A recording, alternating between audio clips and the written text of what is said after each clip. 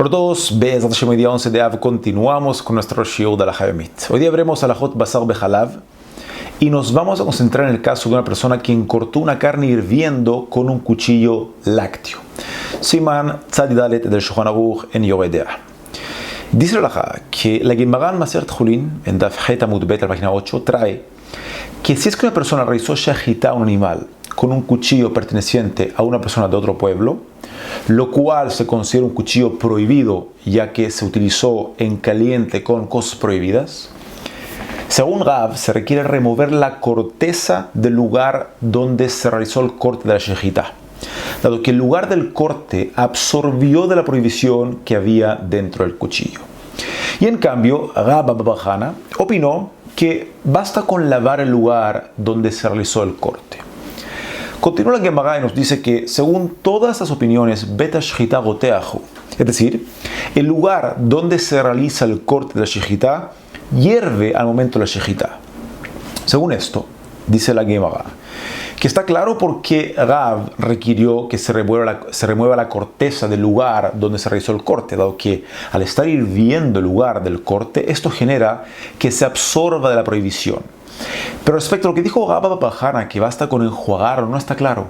Dado que si es que el lugar está hirviendo, entonces, ¿cómo puede ser que sea suficiente enjuagar aquel lugar si el lugar está hirviendo?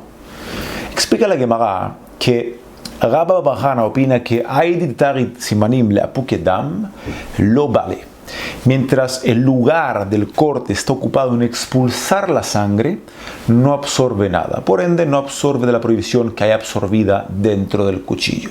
Y en consecuencia, basta con realizar un enjuague al lugar del corte y con eso ya queda permitido.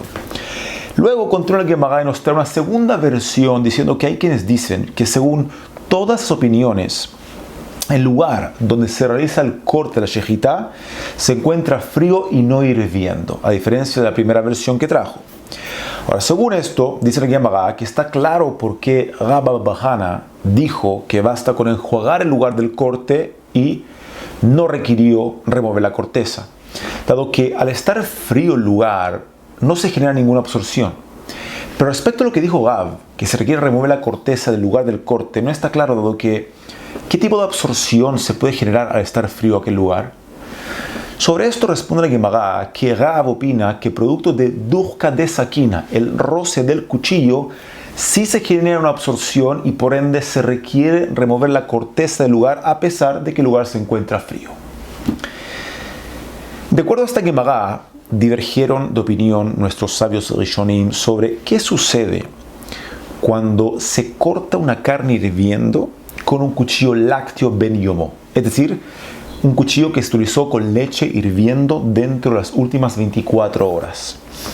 Según Rabbeinu Baruch, lo cual trae el Bet Yosef, en Yoreh De'ah, en Siman Tzadi Dalet Seif Zain, se requiere remover la corteza del lugar del corte, opinando como la opinión de Rav según la primera versión traída por la Gemara, que producto de que el lugar del corte se encuentre hirviendo, se genera una absorción a nivel de corteza, que de klipa, y se requiere remover aquella corteza para permitirlo.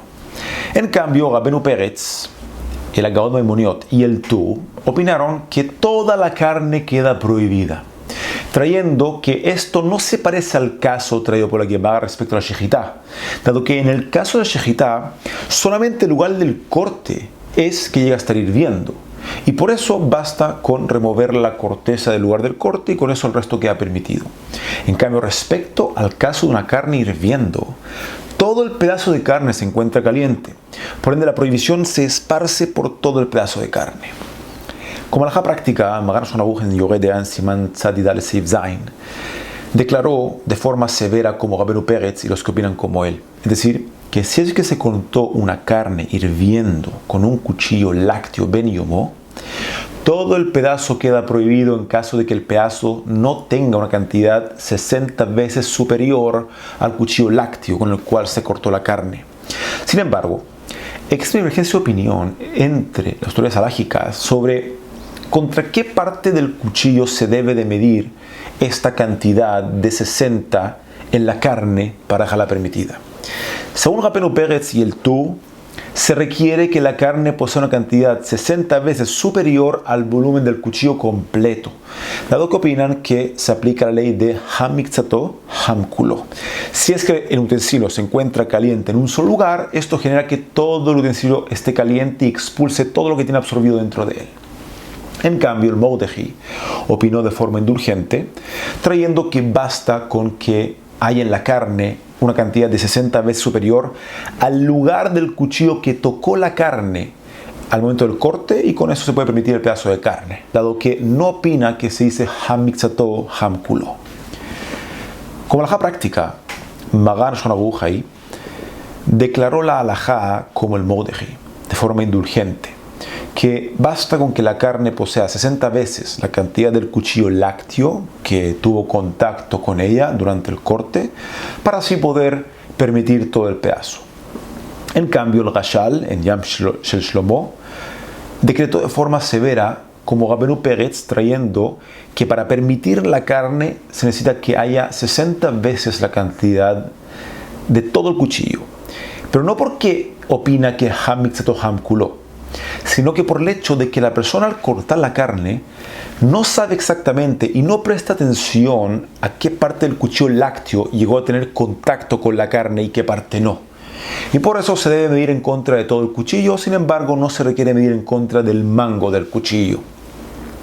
El Shach, en Seif Katan Kafhet, discrepó con el Marshal y opinó que la alajá es como Magan Shulchan Aruch, es decir, que confiamos en la persona y medimos contra la parte del cuchillo que dice haber tocado la carne, a menos de que la persona no sepa cuánto el cuchillo entró en contacto con la carne, que en ese caso debemos medir en contra de todo el cuchillo, exceptuando la parte del mango del cuchillo. Lo que nos queda por analizar es qué sucede con la carne cuando posee una cantidad 60 veces superior al lugar del cuchillo lácteo que se utilizó para cortarla por error. ¿Acaso todo el pedazo queda permitido o acaso se requiere remover el lugar del corte?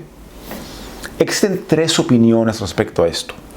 La primera opinión es la opinión del Baj, opinando que todo el pedazo de carne queda permitido y no se requiere remover ninguna parte del corte, ni que de clipá, ni que de netilá.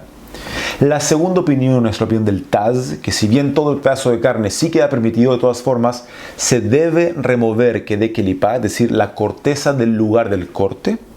Y la tercera opinión que poseemos, y es la más severa, es la opinión del Pri Megadim, que si bien todo el pedazo de carne queda permitido, de todas formas se debe remover que de netilá en el lugar del corte, lo cual es el grosor de un dedo.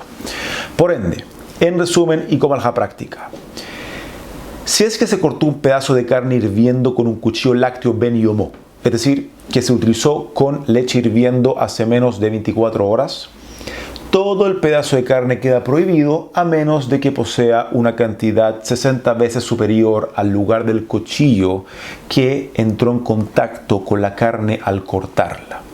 Y en caso de haber una cantidad 60 veces superior, se debe remover la corteza del lugar donde se cortó y el resto del pedazo queda permitido.